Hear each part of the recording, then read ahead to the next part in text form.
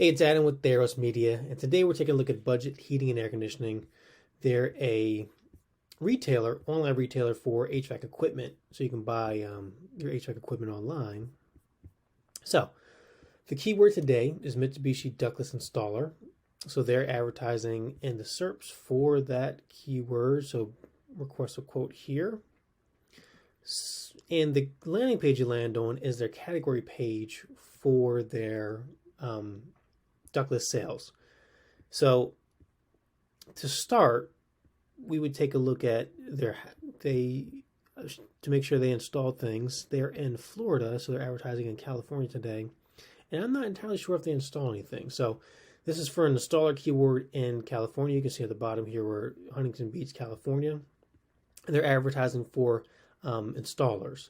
So the keyword to add match, let's see, have any questions? Speak with a 20-year experience, low price Mitsubishi systems. So the keyword to add match doesn't really pan out very well because they're advertising for like I said, the installer keyword, and their ad is talking about buying your keyword, pick up in store today, no tax in Florida. So their keyword's talking about buying a mini split, and so is their landing page. So they're advertising needlessly for an installer in a specific area. I know they probably ship around the country, and that's okay, but you wouldn't advertise for an installer keyword if you're a mini or a supplier. So the add the keyword to landing page doesn't really match what people are searching for or what they're expecting on this search. They do have tracking set up. They have the pixel set up. And it looks like they're tracking inside there. Actually, it doesn't. It looks like they have, this is tracking for their website, but no tracking for their ads. So they're probably just relying on Google ad tracking itself, which I wouldn't do. UTM codes are always helpful, especially if you want to match up your analytics and it's not synced.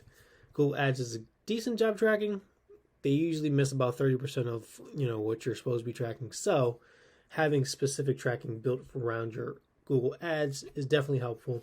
It doesn't hurt Google Ads tracking, but having it built specifically for that is helpful. So UTM tracking works for that, and it helps you increase everything by tracking correctly.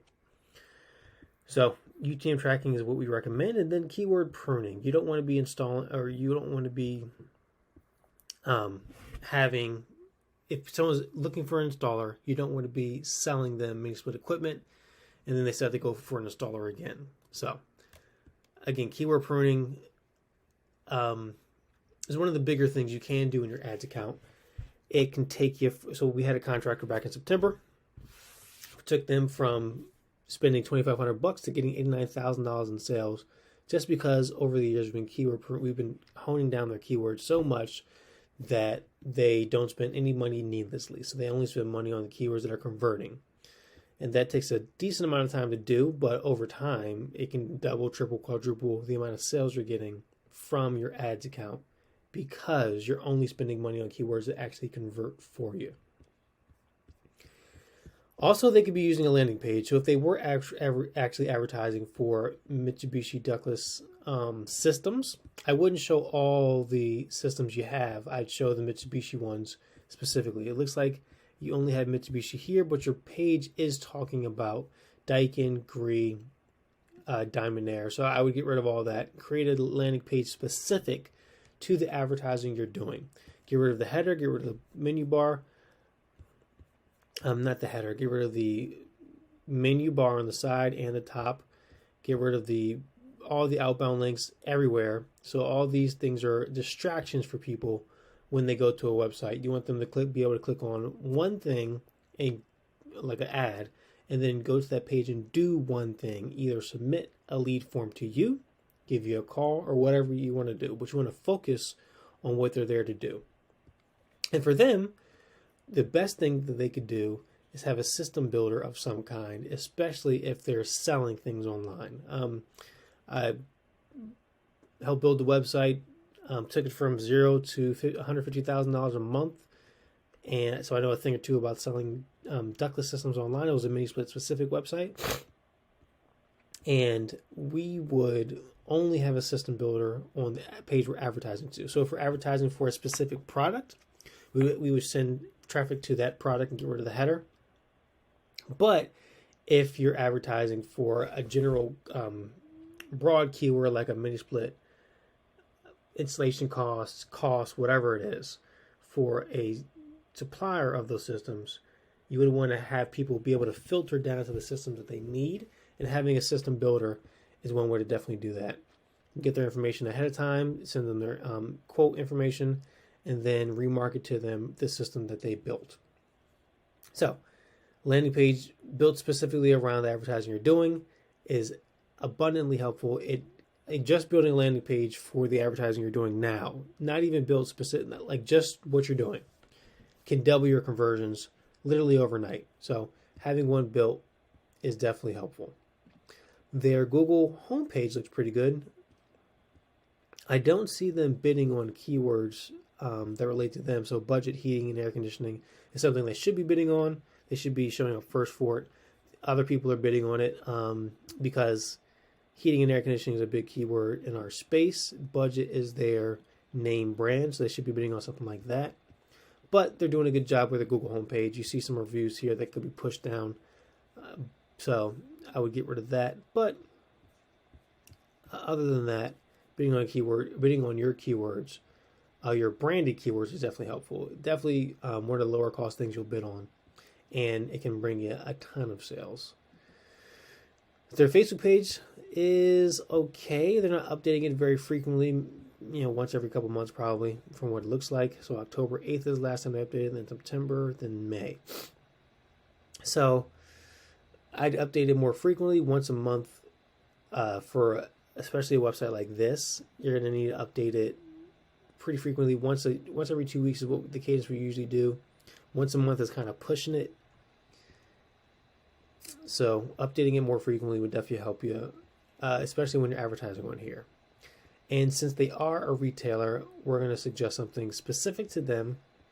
I don't see them running any Facebook ads here, so let's click on this and make sure.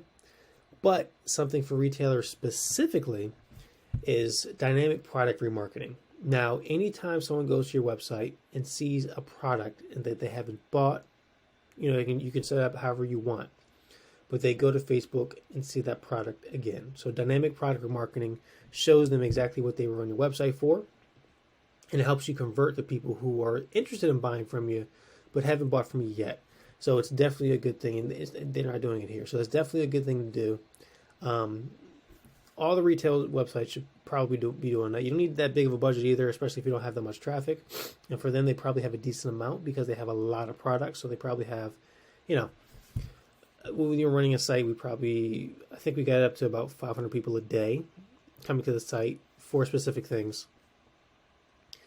And 500 a day doesn't sound like a lot, but it turned into, a decent amount of sales. So they have a lot more SKUs than we do, so they probably are, they even have package units. So they need to be running dynamic product marketing, especially here. I'd say start with probably $25 a day.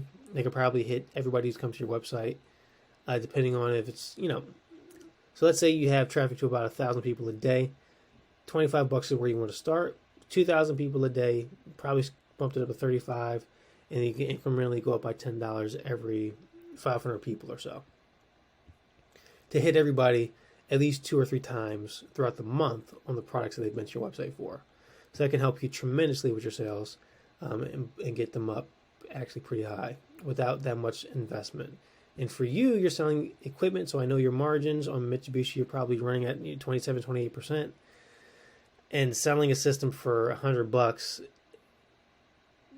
if you're making, let's say a system costs, just a multi-zone system. We used to have systems that went out the door for $45,000. So getting a system like that for $100 is hardly, it's nothing.